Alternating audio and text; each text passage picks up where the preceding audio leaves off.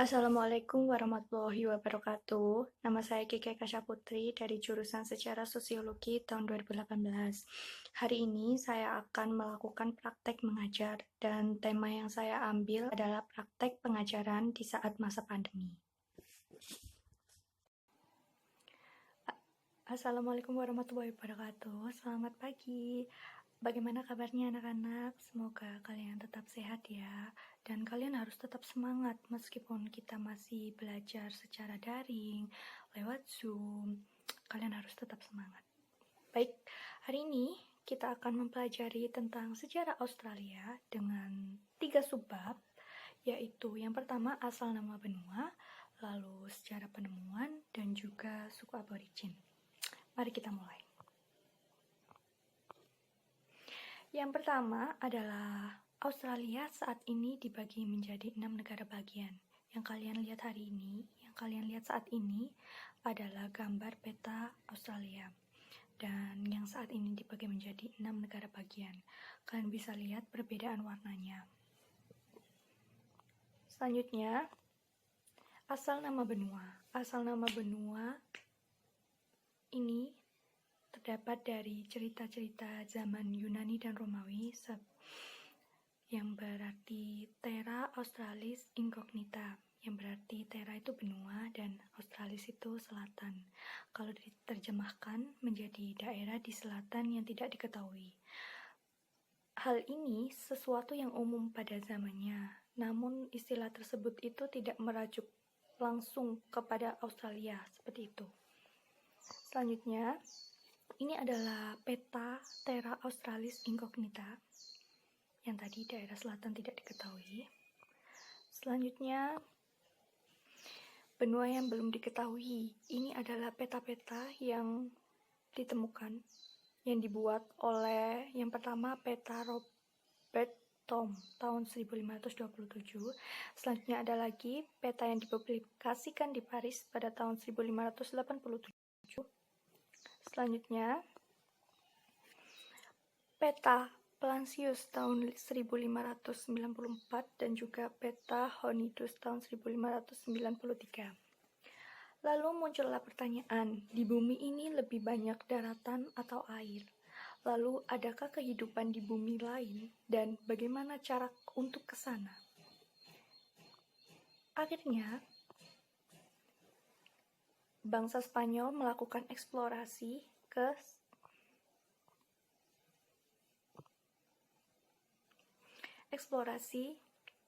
seperti ini. Bangsa Spanyol mengawali jalur penemuan Australia. Pada tahun 1595, Alvaro de Mendana menemukan Pulau Solomon di timur Papua.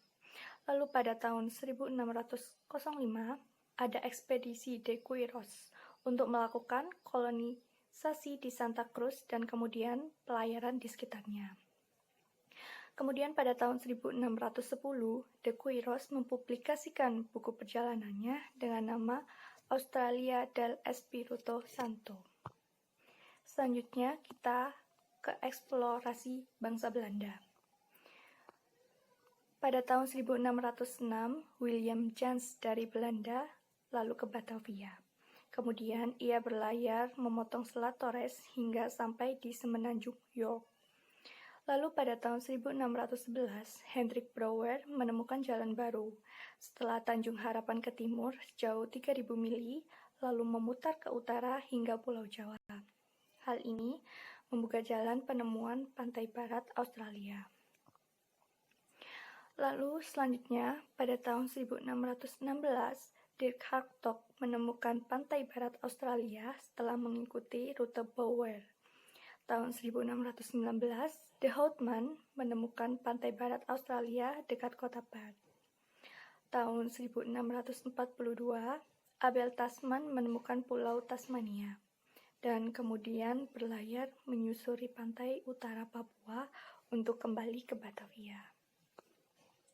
Selanjutnya kita akan melihat eksplorasi bangsa Inggris.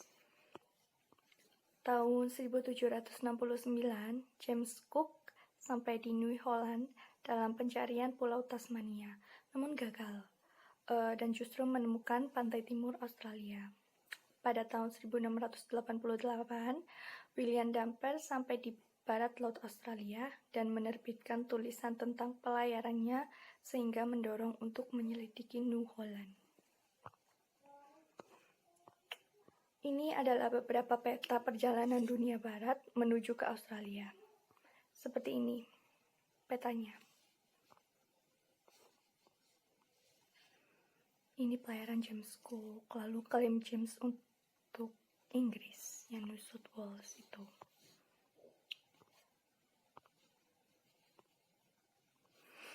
Selanjutnya kita akan membahas tentang suku aborigin. Baik, asal-usul. Bangsa aborigin Australia atau Ambon Australia adalah penduduk asli atau awal benua Australia dan kepulauan di sekitarnya, termasuk juga mencakup Tasmania dan kepulauan Selat Torres. Dalam bahasa Latin, aborigin mempunyai arti dari awal. Mereka memiliki budaya, warisan, dan sejarah yang berbeda dari kelompok-kelompok lain di seluruh dunia. Suku aborigin ini sudah tinggal dan memelihara tanah air Australia selama hampir 60.000 tahun, dengan menggunakan sistem pemerintahan dan hukum mereka sendiri. Konon, mereka tetap menetap di benua terkecil itu selama ribuan tahun.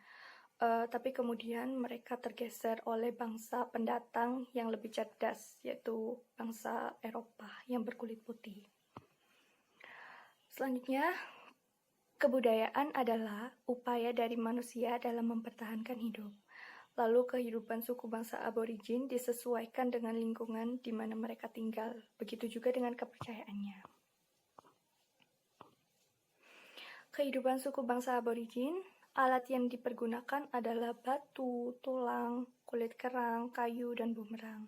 Lalu tidak memungkinkan bagi mereka untuk bercocok tanam karena tanahnya tidak mudah ditanami dan banyak binatang buas yang dapat merusaknya.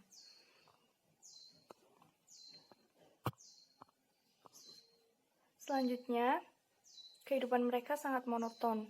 Sulit bagi mereka untuk berubah atau maju meskipun berbagai usaha dilakukan oleh pemerintah Australia. Mereka percaya bahwa binatang, manusia, tumbuhan, dan benda-benda merupakan bagian dari alam yang memiliki sifat-sifat yang sama. Mereka menganut kepercayaan toteisme, yaitu pemujaan terhadap pelambangan binatang sebagai dewata. Lalu mereka melaksanakan upacara-upacara pemujaan dengan lambang binatang tertentu dengan bertujuan agar binatang yang mereka puja dapat berkembang biak sehingga dapat menunjang kehidupan mereka. Lalu adanya lukisan dari kulit kayu. Di Australia bagian tengah merupakan lingkaran spiral, titik, dan garis yang berombak-ombak, sedang di Australia Utara bersifat geometris dan abstrak.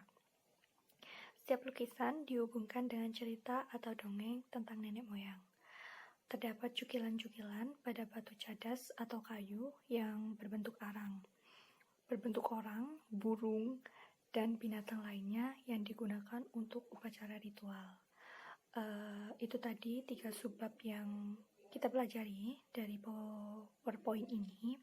Kalau kalian ada pertanyaan, langsung tanyakan sekarang, kirimkan atau lewat chat, silahkan.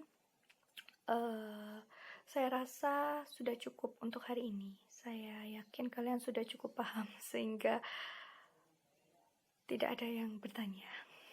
Jangan lupa membaca lagi, lalu jika nanti ada yang ingin ditanyakan, silahkan bertanya lagi kepada ibu, tidak apa-apa.